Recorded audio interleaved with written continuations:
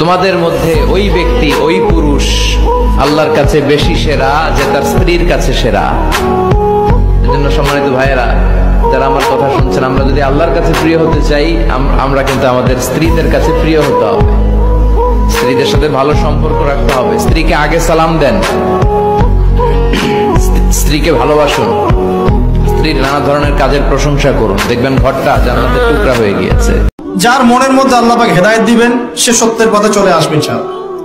যাকে আল্লাহ পাক হেদায়েত দিবেন না, তাকে আপনি হাজার দিন বোঝালেও সে সত্য গ্রহণ করবে না।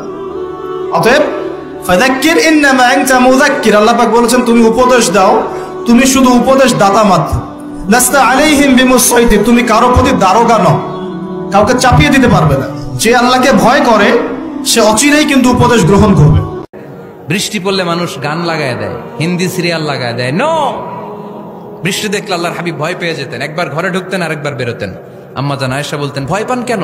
আল্লাহর হাবিব বললেন, জানি না এই মেঘ থেকে বজ্রপাত এসে মদিনাটারে জ্বালিয়ে দিবে নাকি মেঘ থেকে বৃষ্টি এসে মদিনাটারে উর্বর করে দিবে, আমি তো জানি না, ভয় হয়।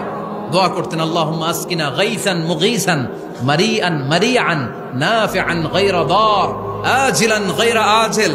আল্লাহ, আপনি উপকারী বৃষ্টি দেন, এমন বৃষ্টি যেটাতে আমাদের রিজিক আছে, গবাদি পশুগুলোর রিজিক আছে। কল্যাণজনক বৃষ্টি দেন, ভালো বৃষ্টি হইলে তাড়াতাড়ি দেন, দেরি করেন না কোন। সুবহানাল্লাহ।